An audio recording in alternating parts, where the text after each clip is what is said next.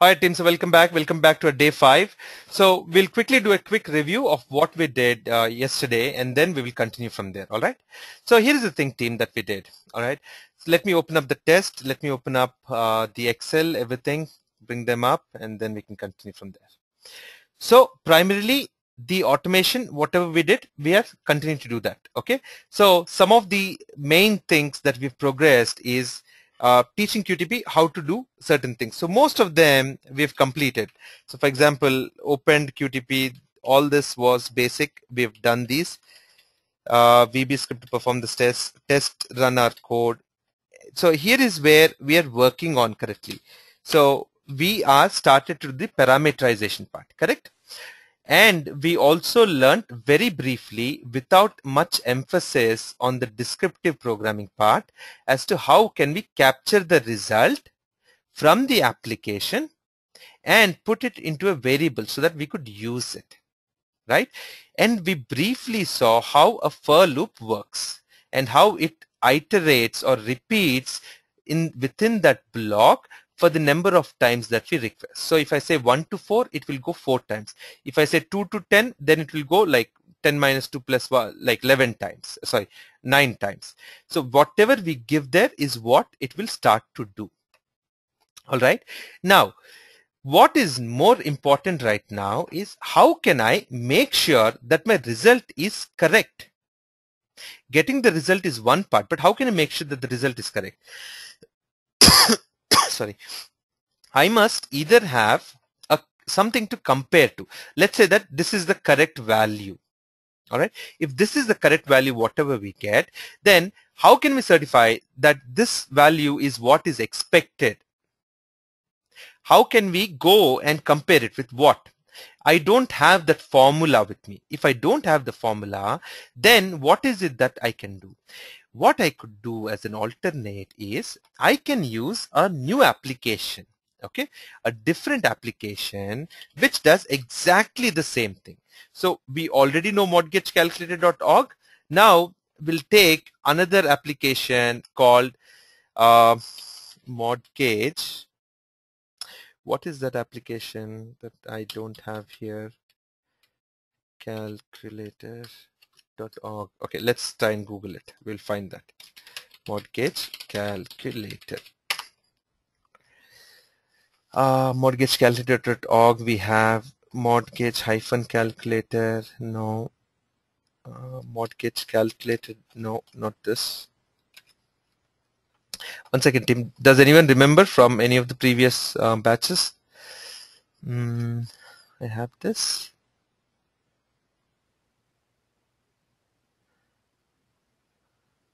No, not mortgage, not bankrate.com.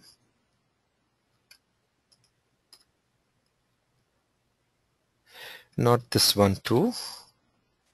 Correct. Thank you, Nisha. Mortgagecalculatorplus.com. I believe that is the one. Let's see.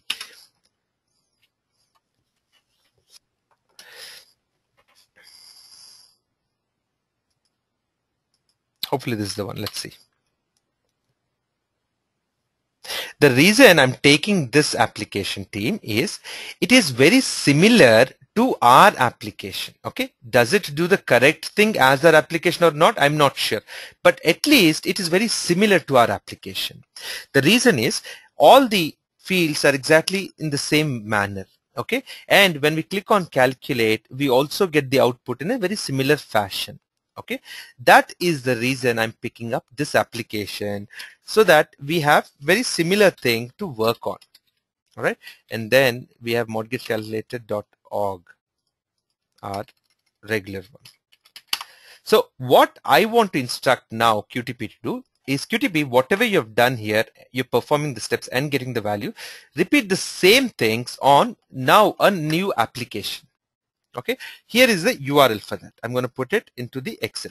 Why am I doing that? Why am I doing that? So that I can compare these two applications and see if they are matching. Okay, that's the intent of it. Let's make sure that we save this as MC5. I don't need active screen files right now, and I'm going to click on save. Okay, exactly the way we did here, we're going to do it again on the second application. Okay, same values, two different applications. What will change? The URLs will be different. So now I'm going to call this VURL1 and the new one that we took here as VURL2. Okay. I have created now two variables, VURL1, VURL2. Now, what are the steps for us? The steps should be that we will open the browser. Okay. We will navigate to the first application, get the values from the first application, put it into the output.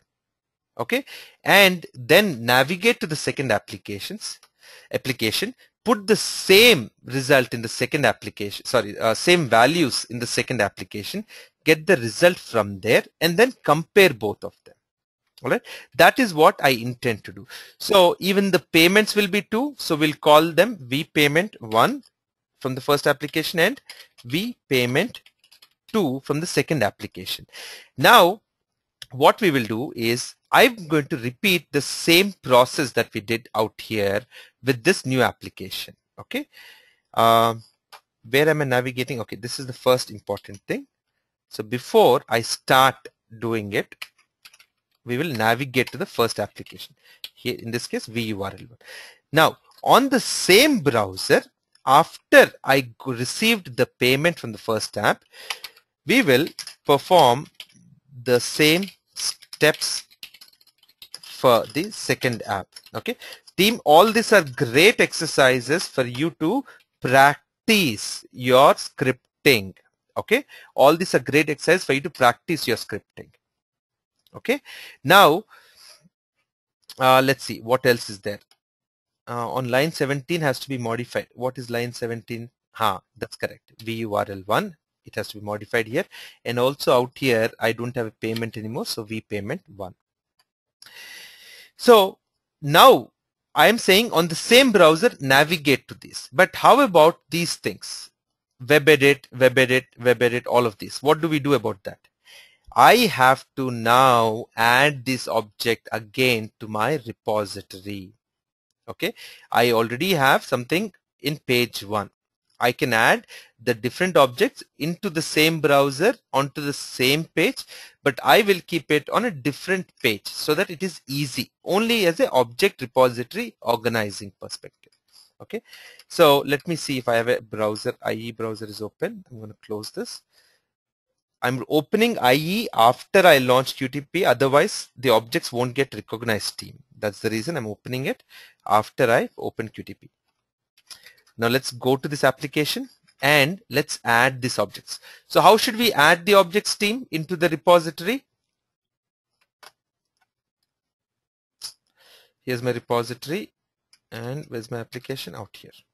Okay, we'll click on add objects, then select anything or any object.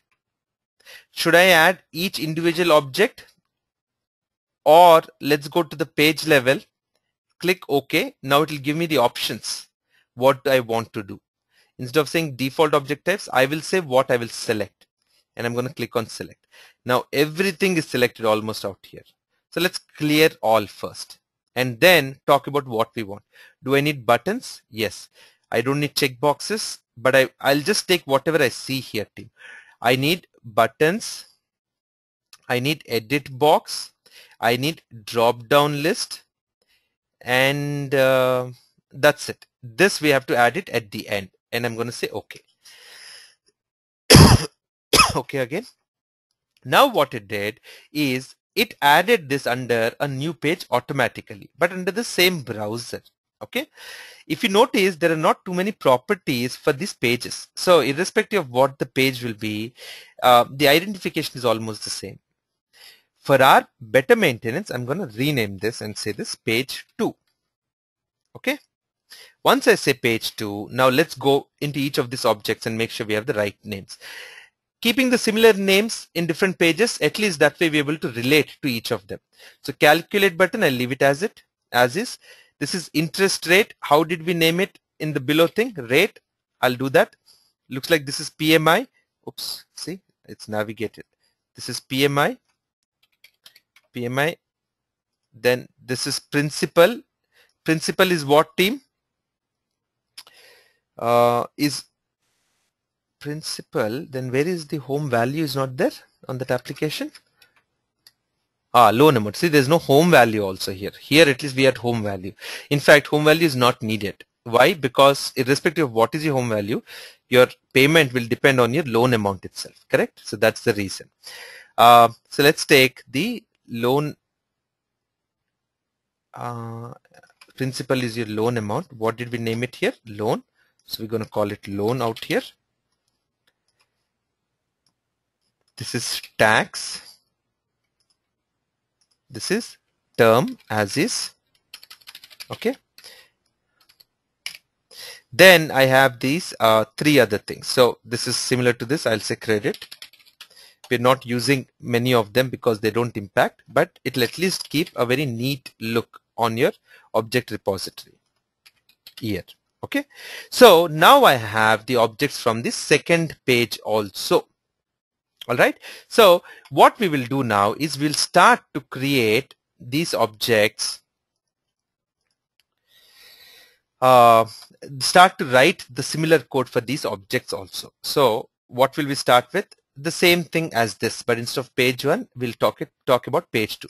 So can I copy the whole thing this way and paste it out here and say the only difference is instead of page 1 that we see, it is page 2. If I have the same object names, then this should work, correct? So do you think this will work, team? Think about it. How does QTP work? It will look at, what are we saying? Browser IE. It will find the browser with the name IE in the object repository. Then it will go for page 2. It will find the page with that name. Then it will go and find web edit. As long as I have the correct objects there with those specific names, then it will do exactly the same. Now, calculate.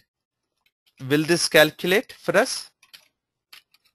As long as it is the same name and we are saying page 2, then it's fine, right? Now we're saying in page 2, go and click on calculate. Correct? How about getting the value of the payment itself? So if I take this value, the whole thing here. Now I've already said that using this, I created this set. So you will understand later, but I don't need to recreate this object. So I'm going to minimize that. I'm going to comment that. What I need to check is, will it be the same exact description with the property name and the values for the new payment in page 2? That is what we have to verify. And will it be inner text also in page 2?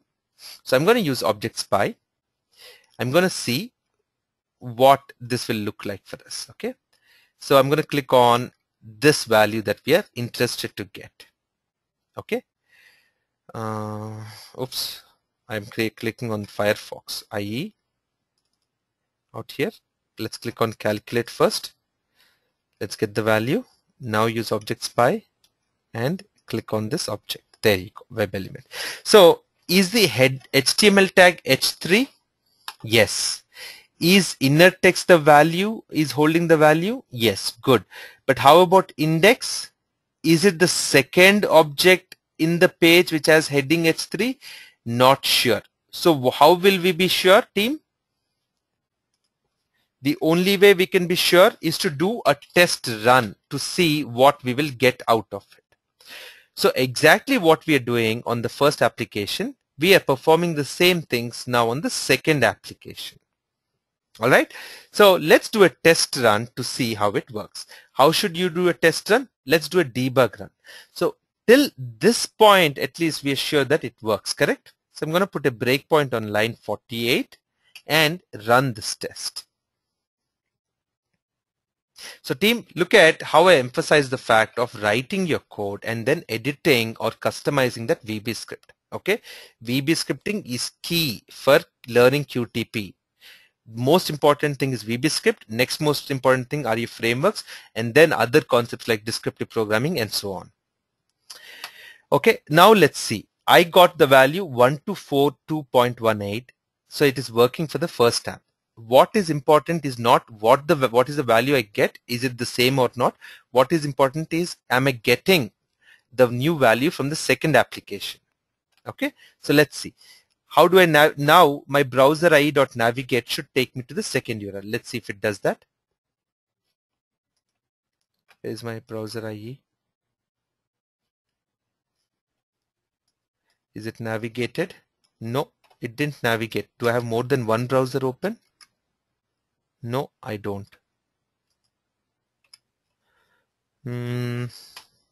I know for sure that the navigate method is a problem on Vista and sometimes on 7 also. But it was working okay. I believed it was working okay out here.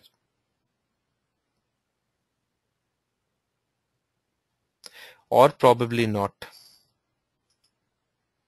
Anyone using IE, because this is the first time I'm using a Windows 7 with QTP, so I don't know if navigate is still a problem. Team, anyone with experience on the navigate method?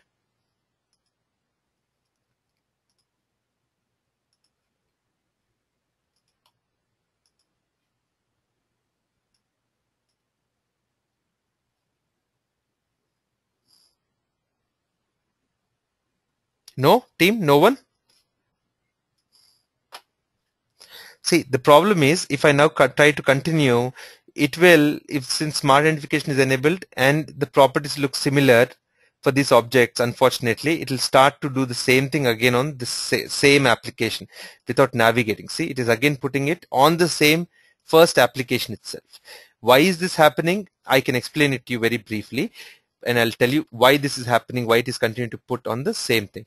If I look at page 1 and page 2, let's go to, let's say, loan here. These properties were picked for the first application. Now let's look at loan for the second application. They're exactly the same. So QTP cannot differentiate which is which one.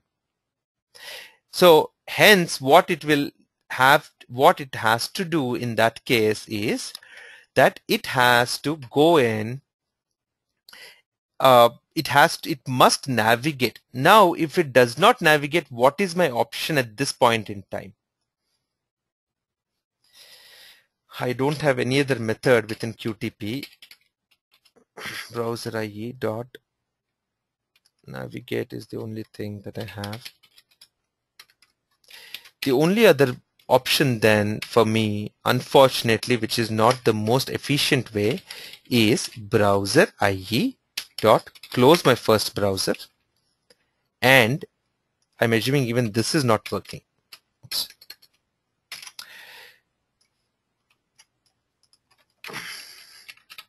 Take this inside the for loop for the first browser. So this will take us to the first browser. Close first URL, close the browser, and do open the browser again for the second URL. Team, again, not necessarily the most efficient way. In fact, it is not, because you're opening and closing the browser so many times. Okay. However, this is a solution to the problem at the moment. Okay. Not necessarily but navigate is an important method. I don't think there is a solution on Windows 7. If I did the same thing on an XP, I know for sure it works. But Windows 7 looks like it's still a problem that the navigate method is not working. I might have to experiment a few more things and see what I can do alternately. But this I know is doing the same thing. Instead of navigating, we are closing the browser. Now we are reopening the browser on the new URL. Okay.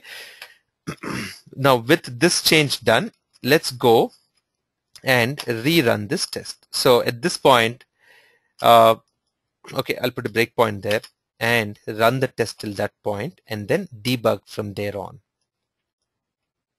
Okay. Okay. So far good, which we also saw yesterday for the first step. Now it closes the browser. Now it will relaunch but go to the second application directly. Now let's see if it is starting to put the values as we want. Yes, yes, yes, yes, yes, and click calculate. Now let's see what this brings out here. Whatever is the second object with heading h3 with the HTML tag h3 is what will come out. Let's see what comes out for us. Waiting 3 seconds. Now something has gone into payment, and if I click on variables out here, I should be able to see that value. I got 404,529.35. Where am I getting that from? Probably here.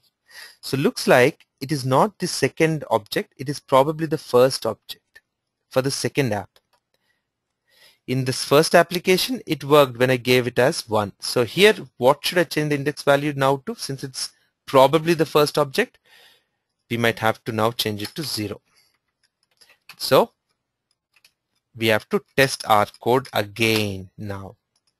I'm going to put a breakpoint out here and see if what it does. So it is at least getting the value. It is getting the wrong value. Now we are seeing if it can get the right value for us.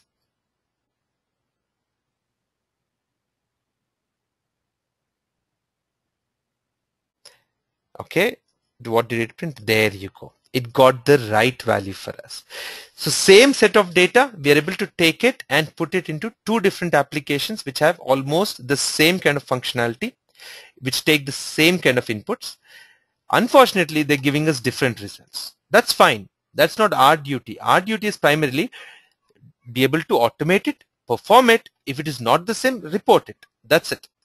As long as our script is not wrong. Did we change any of the input values when we gave the information? No, we didn't. So it should be fine. But I want my script to be able to compare this result also. So here I will make this a little more customization. I'll say app1 payment is, and here also I'll say the same thing. App2 payment is, okay, and whatever I give here. Now I have to compare the result. What do I have to compare with what? I have to compare vpayment1 and vpayment. For that, we will use our if condition. I'm going to say if. As soon as I write if, you'll see a then and end if coming up. Do you see this? That's the completion of a if loop. What does an if loop work?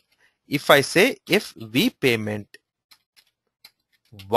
or the value in the variable vpayment1 is same as the value in the variable vpayment2, then I will say print, it's a pass, else.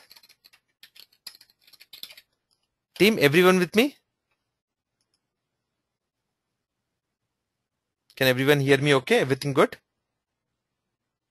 Yes? Okay. Else I'm going to print and say it's a fail. Okay. That's the intent. Compare them, and if this condition, what is this if statement doing? It is comparing the value on the right side with the value on the left side. It is not taking this value and putting it into this. When I use it in an if statement, this whole thing that I highlight will get replaced with a true or a false. If this whatever I've highlighted becomes true, the whole condition, then it will do this statement. Else it is going to do this statement.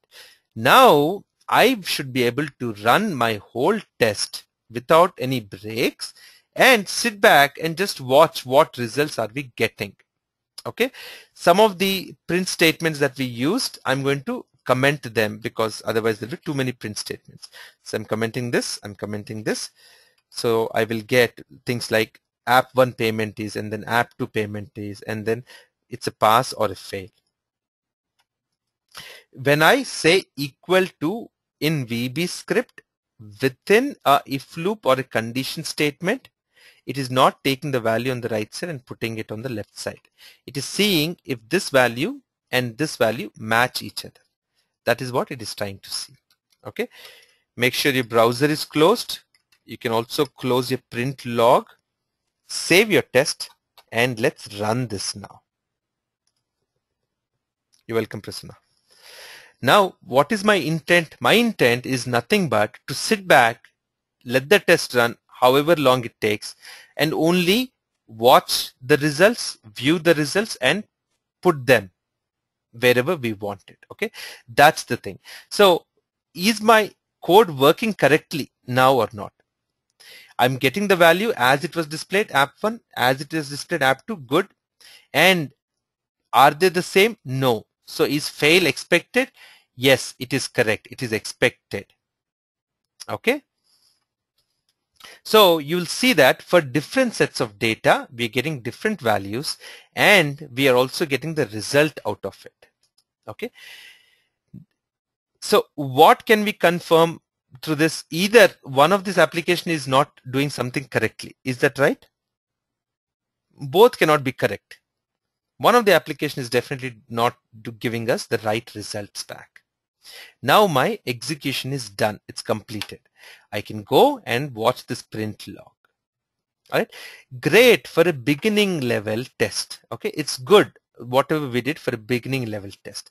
However, I can want to run this on different sets of data. Here we only see probably about a dozen different sets of data.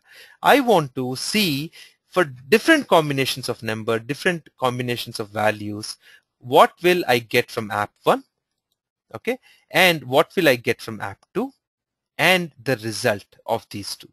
What is the result? Comparing these two values and seeing if it's a pass or a fail.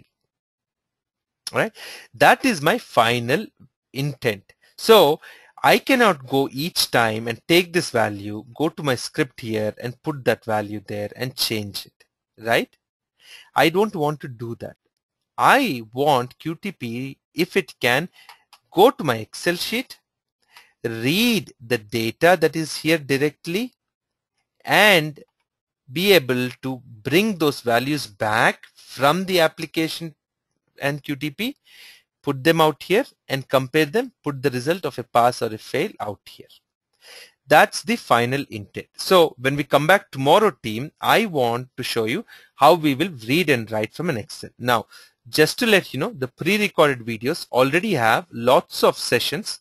One specific session which talks about how do we read and write from Excel. I will still explain the basics. I might not take a whole class for it, but I might take about 25-30 minutes to explain the whole concepts of how that works. And we will implement that into this. All right. What I haven't done here, which we can slowly enhance, is a need to develop functions. Okay. So it will be a great idea, team. If you go to that welcome pack, there is a pre-record scripts. Try and watch whenever you get a chance the first 4, 5, or 6 videos in the pre-recorded Word document. All right. Watch those 4, 5, or 6 initial set of videos. I will, if you want, email you the list that you should watch after tonight. All right. So team, any questions on what we did? So far we did this except for reading and writing from an Excel. So I would say about 75% of this is done.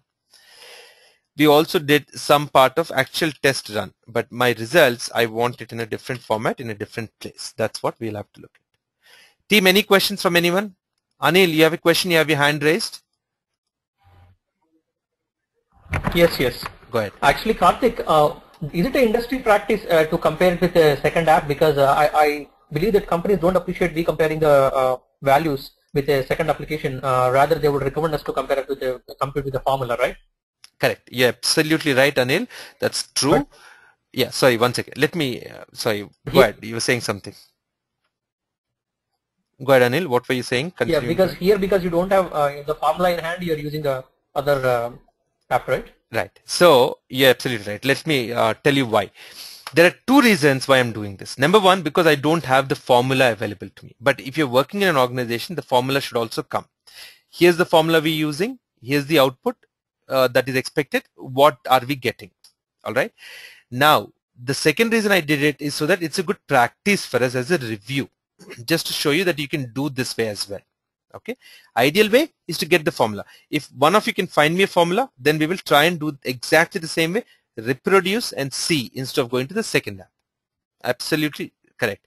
So that is the reason, just for practice, and since we don't have the formula, I use the second app to do the same thing. If there is, okay, Vijay, related question is, if there is no same type of application, how we check the results? The actual way to check the results, as Anil was saying, is to use the formula to calculate.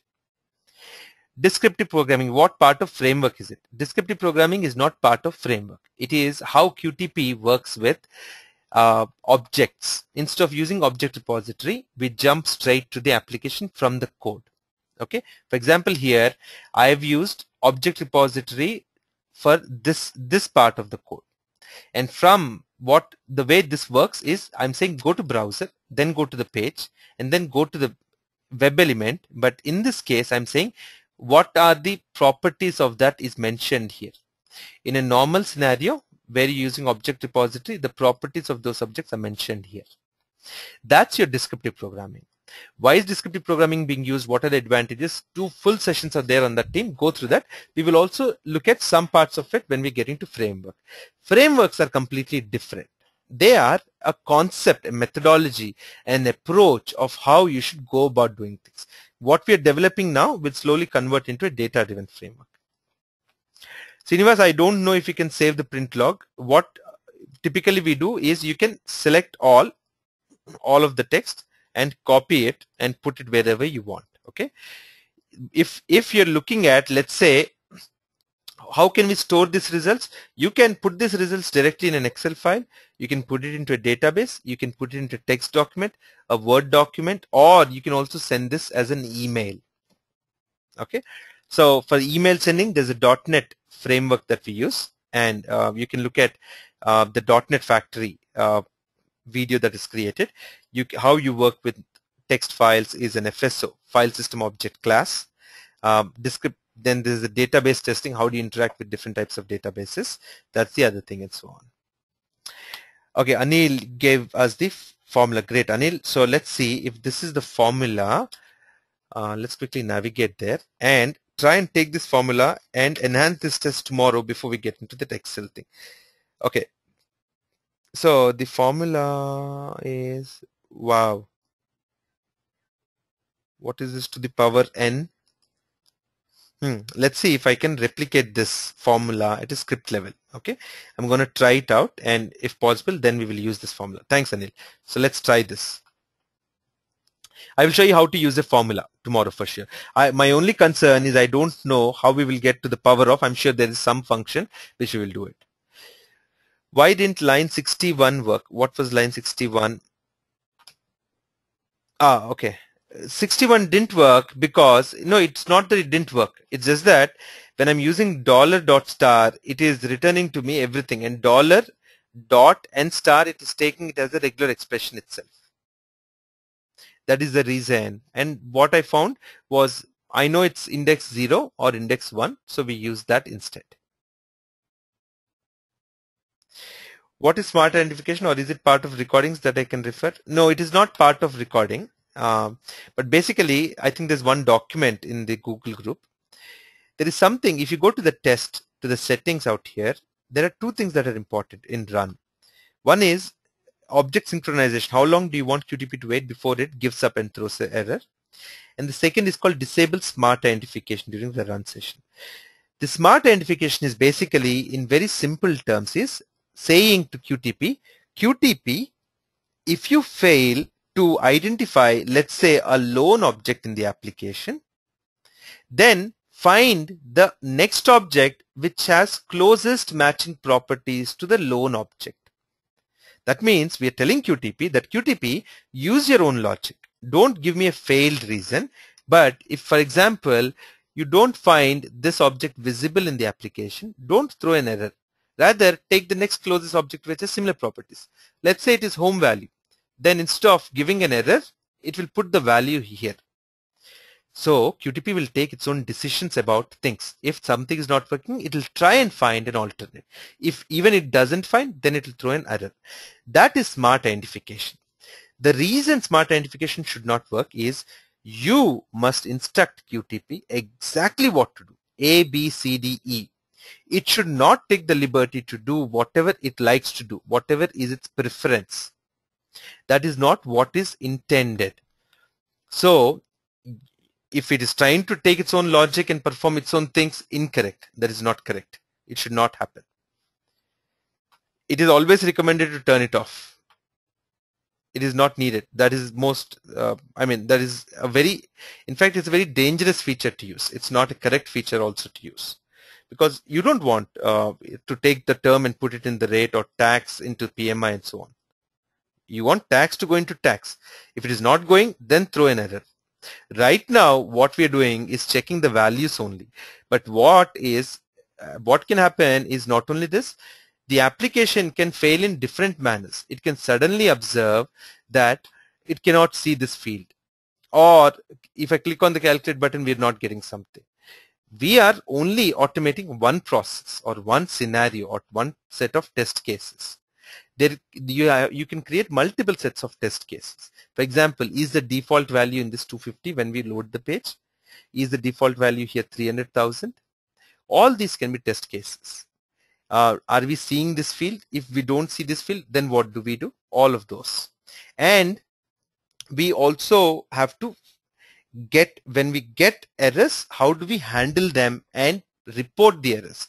I don't want errors to come up as pop-ups every time. It should not happen. As we prolong, we will talk about error handling.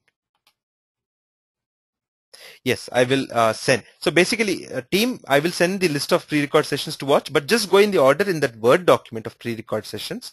Go from the first one, which is, I believe, read and write or creating working functions, then read and write from Excel and so on. Just go in that order for the first 5-6 videos. It's very interesting, those sets of videos. It will give you a lot of concept. I will also record it. So team, yesterday's session also was hosted on the screencast. Unfortunately, for the first 4 sessions, there was a problem in the conversion of the file. So I've also put alternately onto YouTube. 2 of them are public. The day 3 and day 4 have been made private. I will share those links with you. But today onwards, I'm sure it will convert now. I will be able to put it on screencast. Going forward, there'll be nothing on YouTube team. Everything will be on screencast itself. So if any of you have not received the invite, please send me a non-Yahoo ID, because looks like Yahoo, it's not receiving that email for some reason from screencast, that no reply textmith.com. Whoever had replied yesterday, most of them have resent. If you've not received it, then please send me a non-Yahoo email address. I will resend it. All right, team, that's it from my side for today then. I will see you tomorrow, and we'll continue from there. We'll try implementing that formula, okay? It'll be interesting to do that. Take care, everyone. Bye for now.